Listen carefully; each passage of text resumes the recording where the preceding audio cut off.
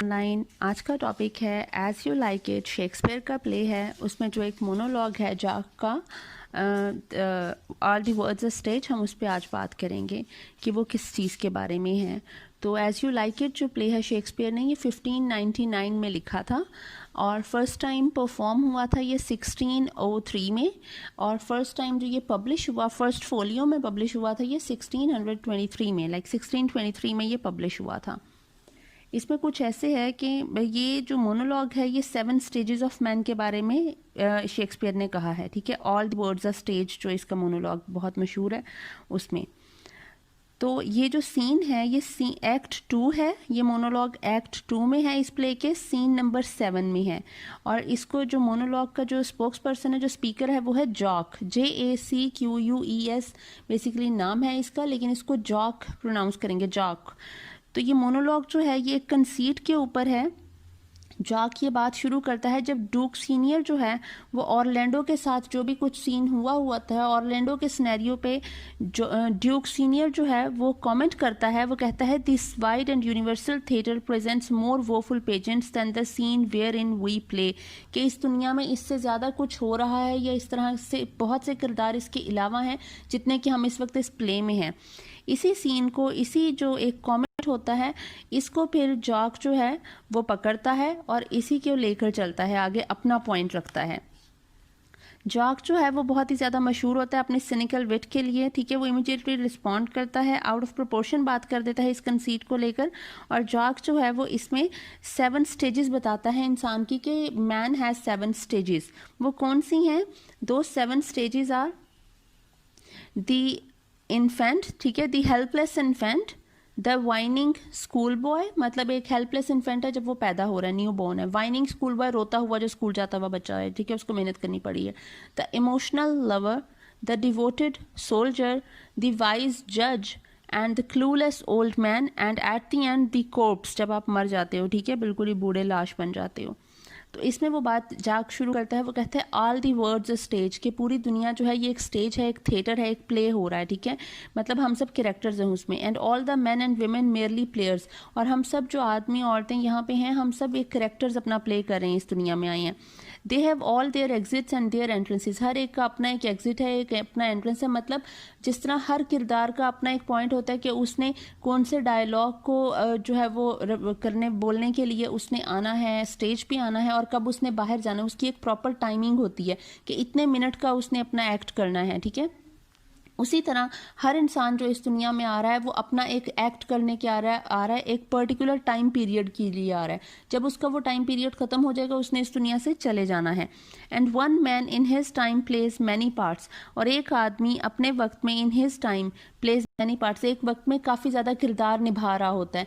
जिस तरह के एक आदमी जो है वो अपनी जॉब करता है, वो एक एम्प्लॉय भी है, ठीक है, वो हस्बैंड है, वो सन है, वो फादर है, वो ग्रैंड फादर है, ठीक है, ग्रैंड सन है, कि काफ़ी ज़्यादा कैरेक्टर्स निभा रहा होता है। और इस कैरेक्टर्स निभाने का एक और मतलब ये भी है कि हर इंसान का हर एक को डील करने का तरीका अलग होता है, किसी से वो किसी तरह से डील करता है और किसी से वो किसी तरह से डील करता है। हिज एक्ट बीइंग 7 एजेस, वो कह रहा है अब ये जो एक्ट है इंसान के, ये 7 एजेस पे मुश्तमिल है जो वो इस दुनिया में करने के लिए आता है। तो शुरू कहाँ से होता है? एट फर्स्ट द इन्फेंट, शुरुआत होती है जब वो पैदा होता है इंसान। Mewling and puking in the nurse arm, mewling कहते हैं रोने को, मतलब वो रोता है, वोमिट करता है मुंह से, जिस तरह निकालता है बबल्स वगैरह, नर्स की आर्म में। जब वो पैदा होता है तो वो जिस तरह नर्स अपने बाजू में पकड़ती है तो वो बच्चा किस तरह हेल्पलेस सा होता है, ठीक है। And then the whining schoolboy, और फिर रोता हुआ स्कूल जाता हुआ बच्चा। विद हिज सैचल, सैचल कहते हैं बैग को, मतलब बैग के साथ रोते हुए स्कूल जा रहा है बच्चा, फिर वो बन जाता है। And shining morning face creeping like snail, और शाइनिंग मॉर्निंग फेस मतलब सुबह के वक्त चमकता हुआ चेहरा होता है, बच्चा कितना प्यारा लग रहा होता है। क्रीपिंग लाइक स्नेल, वो एक स्नेल की तरह जिस तरह क्रॉल करता हुआ, ठीक है, रेंगता हुआ, स्कूल जाने का दिल नहीं कर रहा लेकिन उसे जाना पड़ रहा है, वो जा रहा है। अनविलिंगली टू स्कूल, वो स्कूल जा रहा है अनविलिंगली, वो चाहता नहीं है। एंड देन द लवर, फिर वो जब इससे बड़ा होता है, टीन एज में आता है, वो लवर बन जाता है। साइंग लाइक फर्नेस, जिस तरह एक भट्टी जो है उसमें से धुआं उठ रहा होता है, तो एक लवर भी इसी तरह से किसी आग में जल रहा होता है, ठीक है, वो आहें भर रहा होता है। विद अ वोफुल बैलेड, वो कोई गमज़दा सा गाना सुनेगा जैसे उसको उसकी लवर ने, बिलव्ड ने डिच कर दिया, ठीक है, तो वो वोफुल बैलेड गाएगा। Made to his mistress eyebrow, जो उसने अपनी मिस्ट्रेस की आईब्रो की लिए बनाया होगा। देन अ सोल्जर, और उससे बड़ा होता है तो फिर वो सोल्जर बन जाता है, ठीक है। फुल ऑफ स्ट्रेंज ओथ्स, उसे बहुत ज़्यादा ओथ्स और वादे कस्में लेने पड़ते हैं कि वो मतलब अपनी नेशन के लिए क्या करेगा क्या नहीं करेगा। एंड बियर्डेड लाइक द पार्ड, और वो बियर्डेड हो जाता है, मतलब वो दाढ़ी शाड़ी जिस तरह रख लेते हैं, ठीक है। लाइक अ पार्ड, पार्ड कहते हैं लेपर्ड को, जिस तरह लेपर्ड की स्किन होती है उसी तरह वो मतलब अब वो जवान मर्द हो गया, ये उसकी बात उसने की है। जेलस इन ऑनर, जो कि अपने ऑनर के लिए कभी भी जेलस हो जाता है, ठीक है, जब उसकी इज्जत पे बात आती है। Sudden and quick in quarrel, quarrel और झगड़े में बहुत ज़्यादा क्विक हो जाता है। अब जब वो लड़का ज़रा जवान होता है तो वो क्या होता है, वो कहते हैं ना कि तुम्हें बड़ी, वो लड़के लड़ने लग जाते हैं ऑल दैट, तो वो कहते हैं बड़ी जवानी चढ़ी हुई है कि मतलब तुम एम ही लड़ने बैठ के, वो पता नहीं कुछ इस तरह से कहते हैं। Seeking the bubble reputation even in the cannons mouth, वो कह रहा है कि वो जो ये जो लड़के होते हैं, ये जो जवानी की उम्र में जब हम लोग आते हैं तो हम लोग क्या कर रहे थे, हम अपनी बबल रेप्यूटेशन के लिए हम even in the cannons mouth, मतलब हमें गन पॉइंट पे भी रख दिया जाएगा ना, तो हम अपनी उस इज्जत के लिए जो कि एक बबल की तरह है, जिस जो कोई पॉइंटलेस है, अपने आप को सही साबित करना शुरू हो जाएंगे, अपने आप को जस्टिफाई करना शुरू हो जाएंगे विदाउट मतलब किसी सॉलिड रीजन के।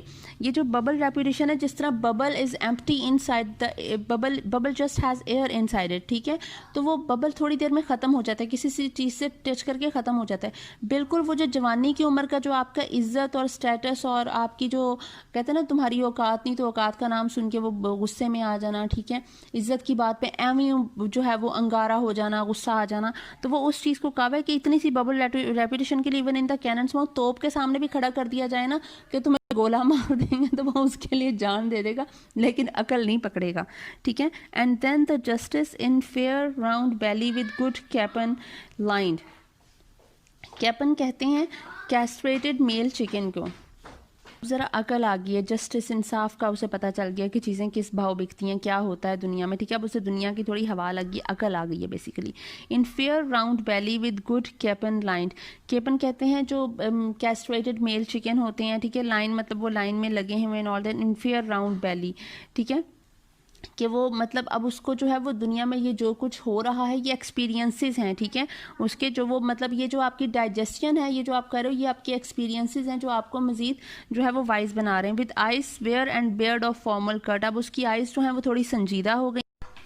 विथ फॉर्मल बेयर कट, जो उसकी जो बियर्ड है अब वो भी फॉर्मल कट में आ गई। जिस तरह एक इंसान थोड़ा सा जब मच्योर होता है तो वो जिस तरह अपनी बियर्ड रखता है, अब कुछ उस तरह का उसने बियर्ड रखी हुई है, ठीक है। आई थिंक फ्रेंच कट्स होती थी और दूसरी होती हैं। Full of wise saws and modern instances, अब उसमें जो है वाइज सॉज मतलब अब जिस तरह एक इंसान बिल्कुल समझदार हो जाता है, ठीक है। When man has knowledge on justice ruling judgements, ठीक है, उसे नॉलेज आ जाता है जस्टिस का, लीगल रूलिंग्स का और जजमेंट्स का, ठीक है, उस तरह से अब उसे आ गया है, ठीक है, वो अब उनमें शामिल हो गया है। And so he plays his part, और इसीलिए वो अपना जो किरदार है वो अब इस माशरे में, सोसाइटी में अब अदा करने लग गया है। The sixth age shifts into the lean and slippered pantaloon, अब जो सिक्स्थ एज, अब ये जवानी के बाद का जो थोड़ा सा टाइम आता है जब आप ज़्यादा मैच्योर हो जाते हो, ठीक है, आप लाइक हो जाते हो, ज़रा रिस्पॉन्सिबिलिटीज़ आप पे ज़्यादा आ जाती हैं, तो अब आप उसमें हो गए। Into the lean and slippered pantaloon, मतलब एक ही किस्म की आपने वो पैंटें पहनी होती हैं, ठीक है, अब आप में ज़रा झुकाव आ गया, आप में जितनी अकल आती है ना, आपका गुरूर उतना ही जाता रहता है, आप थोड़ा सा जो वो हो जाते हो, डाउन टू अर्थ हो जाते हो, ठीक है। तो वो लीन एंड स्लिपर्ड पैंटालून, ये पैंट्स को कहा हुआ है कि वो उस तरह के कपड़े पहनता है। विद स्पेक्टेकल्स ऑन नोज, उसने अपने नाक पर जिस तरह चश्मे लगाए हुए, ग्लासेस लगाए हुए, एंड पाउच ऑन साइड, और अपने साइड पे एक जैसे पाउच बना लेते हैं वो वैसे उसने बना लिया, ठीक है, कोई ज़रूरत की चीज़ या उस वक्त पैसे पूसे रखने के लिए। His youthful hose well saved, a world too wide for his shrunk shank, उसका जो यूथफुल होज है मतलब जो उसकी पैंट्स या उसकी वो जो लेगिंग्स वगैरह होती हैं, ठीक है, वो होज अब उसने रख लिया है। वेल सेव्ड, वो उसने अभी तक संभाल के रखा हुआ है। A world too wide for his shrunk shank and his big manly voice, a world too wide for his shrunk shank, shrunk shank कहते हैं, श्रंक कहते हैं जो चीज़ श्रिंक हो गई हो, छोटी हो गई हो, और शैंक कहते हैं पीस ऑफ मीट को, जो कि एनिमल का जो टांग का पीस होता है ना, जिस तरह बकरे की रान का होता है, वो लेग पीस होता है, ठीक है, उसको कहते हैं शैंक।